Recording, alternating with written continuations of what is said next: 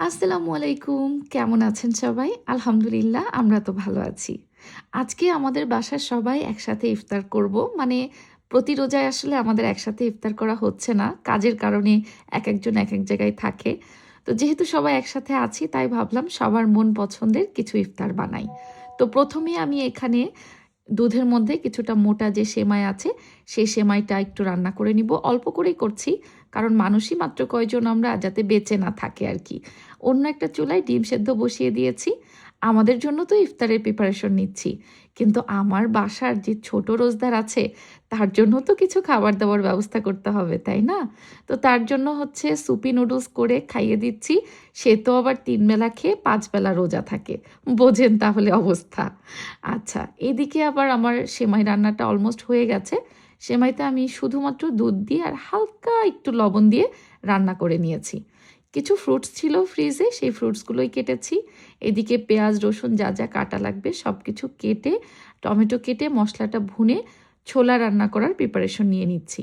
ইফতারিতে ছোলা না থাকলে কি হয় বলেন? ডিম সেদ্ধ করে সেটা ছুলে এরকম অর্ধেক করে কেটে নিয়েছি। আজকে একটা আলাদা রকম নতুন রেসিপি করব।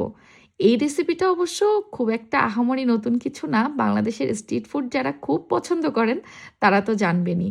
মানে রাস্তার ধারে যেই ভাজা পোড়ার দোকানগুলো সারা বছরই থাকে, সেখানে কিন্তু এই আইটেমটা এখানে সেখানে দেখা যায়। সেটা হচ্ছে ডিম চপ করে না, এই যে আলু দিয়ে, বাট এটা হচ্ছে ডাল দিয়ে করে। মানে বাটা ডাল, সাথে পেঁয়াজুর জন্য যে পেঁয়াজ কুচি, ধনেপাতা কুচি, কাঁচামরিচ কুচি যা যা লাগে, লবণ সহ সব কিছু দিয়ে এটার মধ্যে পাতলা করে নিয়ে জাস্ট ডিম চপের মতো মাঝখানে ডিম বসিয়ে দিয়ে ডাল দিয়ে এটাকে মুড়িয়ে নিলেই হয়ে গেল ডাল ডিমের চপ। তো এই আইটেমটা আমি এর আগেও মাঝে মধ্যে করেছি। আজকে সবাই খুব বলল যে আজকে আলু দিয়ে ডিম চপ না বানিয়ে ডাল দিয়ে ডিম চপ বানাতে, যাতে পেঁয়াজু আর ডিমের চপ একসাথে হয়ে যায়। তো সবার কথা অনুযায়ী বানিয়ে ফেললাম এই স্পেশাল আইটেমটা, যে আইটেমটা আসলে যদি কেউ ট্রাই না করে থাকেন অবশ্যই ট্রাই করবেন। অনেকের কাছেই হয়তো রেসিপিটা নতুন হতে পারে, আহামরি কিচ্ছু না, খুবই সিম্পল, কিন্তু বিশ্বাস করেন এটা খেতে এত মজা হয়। আর যখনই একটা করে কামড় বসানো হবে, উপর থেকে ক্রিস্পি এবং ভেতরে ডিম, ওফ, সেই মজা। সো অবশ্যই এটা একটু ট্রাই করতে পারেন। প্রতিদিনের রেসিপিগুলোকেই যদি আপনি একটু আলাদা করে প্রেজেন্ট করার চেষ্টা করেন, তাহলে কিন্তু স্বাদের যেমন পরিবর্তন আসে, তেমন পরিবারের সবাই কিন্তু অনেক মজা করে খাবে। আচ্ছা, ইফতারের আইটেম, সো বেগুনি না থাকলে কি আমাদের হয় বলেন? তাই অল্প কয়েকটা বেগুনিও করে নিলাম। আর ছোলাটা এবার একটু ডেকোরেশন করে নিচ্ছি। উপর থেকে একটু কাঁচামরিচ, ধনেপাতা, কাঁচা পেঁয়াজ আর হালকা একটা ডিম গ্রেট করে ব্যাস আমার ছোলাটা পরিবেশন ডান। মানে আজকে যেহেতু সবাই একসাথে ইফতার করছি, তাই সবকিছু একটু স্পেশাল তো হওয়াই চাই, তাই না? আর ওই যে বললাম আমি এখানে ফালুদা বানাবো, তবে এটাকে আসলে ফালুদা বললে ভুল হবে। এটা হচ্ছে ফালুদা আর কাস্টার্ড ২ টা মিক্স।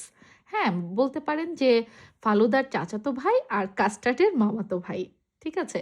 তো ঘরে যেসব ফ্রুটসগুলো ছিল সেগুলো উপর থেকে দিয়ে দিলাম। আর দুধ দিয়ে রান্না করা সেমাইটা কিন্তু আমি নিচে দিয়ে দিয়েছি। এখানে একটু আনার থাকলে খুব ভালো হতো উপর থেকে ছিটিয়ে দিতে। বাট সেটা যেহেতু ছিল না, যা, যা ফ্রুটস ছিল তাই দিয়েই করে ফেলেছি। আর ওই যে বললাম এটা কাস্টার্ড বললেও ভুল হবে না, কারণ আমি এটা করছি হচ্ছে ডাবল ক্রিম দিয়ে। যেহেতু কোনো সুগার দেইনি, তাই ডাবল ক্রিমের মিষ্টিটাই এই কাস্টার্ডে মিষ্টি এনে দিবে। ইফতার টেবিল তো সাজাবো, তার আগে নিজে একটু তৈরি হয়ে নিই। আমার আজকের এই ড্রেসটা এত বেশি কমফোর্টেবল, কটন জ্যাকর্ড ফেব্রিকে এই নেভি প্রিন্ট সেটটি কিন্তু যেমন স্টাইলিশ তেমন আরামদায়ক। সারাদিন পরে থাকার পরেও এত হালকা আর স্বস্তিদায়ক একটা অনুভূতি হচ্ছিল, কি বলবো। ডিজিটাল প্রিন্ট ডিজাইনের সাথে কন্ট্রাস্ট পাইপিং ডিটেল, যা একদম রিফাইন্ড, ক্লিন আর স্মার্ট একটা লুক দিচ্ছে। Regular fit, round neck, side কাটের এই ধরনের টু পিসগুলো আমার খুবই পছন্দ হয়। এগুলো অফিস, ইউনিভার্সিটি, ছোটোখাটো গেট টুগেদার যে কোনো জায়গায় আপনি খুব সহজেই স্টাইলিং করতে পারবেন। যেমন লাইট ওয়েট থাকে তেমন থাকে কমফোর্টেবল। আর এই ড্রেসটা কিন্তু আমি নিয়েছি, উপরে স্ক্রিনে দেখতে পাচ্ছেন, ডোজি ফেসবুক পেজ থেকে। আপনারা চাইলে অনলাইনেও অর্ডার করতে পারেন, আবার উত্তরা স্কোয়ারে তাদের শোরুম রয়েছে, সেখানেও ভিজিট করতে পারেন। তাদের ওয়েবসাইট ডিটেলস কিন্তু আমার ইউটিউব ভিডিও ডেসক্রিপশন বক্সে দেওয়া থাকবে। ডোজির সকল ড্রেসগুলো যেহেতু তাদের নিজস্ব ডিজাইনে তৈরি, আর নতুন নতুন সব ইউনিক ডিজাইনে এসেছে তাদের সব ঈদ কালেকশন। নিজে তো রেডি হয়ে এবার এসেছি ইফতার টেবিলটা রেডি করতে। খুব একটা আহামরি কোনো আয়োজন না, বাট তারপরও পরিবারের সবাই একসাথে বসে আজকে ইফতার করতে পারবো, এটাই আমাদের কাছে অনেক বেশি কিছু। যেহেতু আমার দেবর এখন পার্ট টাইম জব করছে, সপ্তাহে ৩ দিন ওর জব থাকে আর সেটা হচ্ছে ইভনিং শিফটে পড়েছে। যার কারণে বেশিরভাগ দিনই ও ইফতার বাসায় করতে পারে না। আর ২ দিন থাকে ওর ইউনিভার্সিটি, সেই ২ দিনও কিন্তু ও ইউনিভার্সিটি থেকে ফিরতে, ফিরতে পথে মধ্যে ওকে ইফতার করতে হয়। আমারও যেদিন জব থাকে মাঝে, মাঝে যদি আর্লি ব্যাক করতে না পারি তো দেখা যাচ্ছে আমার ইফতারটাও বাইরে হয় বা অফিসেই হয়। তো এরকম মিলিয়ে আমরা একেকজন একেক জায়গায় থাকি। অনেকগুলো রোজা চলে গেল। কিন্তু আয়েশ করে যে একসাথে বসে পরিবারের সবাই ইফতার করব, ১ টা বা ২ টা ইফতারে আমরা এরকম করতে পেরেছি। তো আজকে প্ল্যান করলাম যেহেতু সবাই বাসায় আছে, তাই একটু টুকটাক আয়োজন করে বাসায় একটু সাজিয়ে গুছিয়ে ইফতারটা করে ফেলি। ইফতারের একদম আগ দিয়ে আমি হচ্ছে এখানে আইসক্রিমটা দিয়ে দিচ্ছি ফালুদার উপরে। আচ্ছা, এটাকে যদি আমি ফালুদা বলি তাহলে কি ভুল হবে? নাকি কাস্টার্ড বলবো বলেন তো? আবার এখানে আমি একটু যা নিজের পছন্দ সেগুলো সবকিছু দিয়ে সাজিয়ে নিলাম।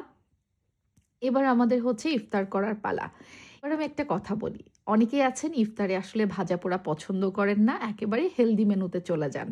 আমার আম্মুকে আমি সবসময় দেখেছি, আম্মু হচ্ছে ১ম কয়েকটা রোজায় ভাজাপোড়া একটু করত আর তারপরে একদম ভাত তরকারিতে চলে যেত। তবে আমার কাছে কেন জানি মনে হয় যে হেলদি মেনু যত যাই হোক মুখে ঠিক আছে। বাট ইফতারের সময় একটু ভাজাপোড়া না থাকলে না কেমন খালি লাগে। তো যাই হোক আলহামদুলিল্লাহ আমরা পরিবারের সবাই আজকে একসাথে বসে ইফতার করছি। আবার কবে এরকম একসাথে ইফতার করতে পারবো জানি না। বাকি আর কয়টা আছে? দেখতে রোজা তো সব চলেই যাচ্ছে। আর এত বছর কিন্তু প্রায় ৫-৬ বছর আমি আর সেজার পাপা একা এভাবে ইফতার করতাম। এবছর আমার দেবর আমাদের পরিবারের সাথে যুক্ত হয়েছে।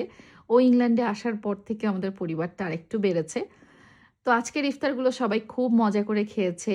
ফালুদা বা কাস্টার্ড যেটাই বলেন, এটা তো সবাই এত মজা করে খেয়েছে বলার না।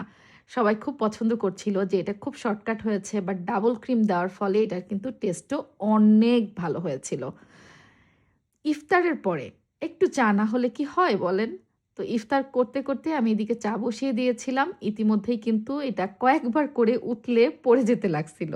তারপরেও যতটুকু চা ভেতরে অবশিষ্ট আছে সেটুকুই আমার প্রাণে দিয়ে একটা স্বস্তির নিঃশ্বাস ফেলতে হবে। ইদানিং না আমি কেমন জানি নেশাখোর হয়ে গিয়েছি। এটা রোজা আসার পরে আমি বুঝতে পেরেছি যে আমি চা আমাকে কতটা নেশাখোর বানিয়ে দিয়েছে। মানে চা ছাড়া আমার একদমই ভালো লাগে না। ইফতার করার পরপরই আমার ১ কাপ চা তো খেতেই হবে। আমার মতো এরকম চা লাভার কে আছেন বলেন তো? অবশ্যই কমেন্টে একটু হাত তুলে যাবেন কিন্তু।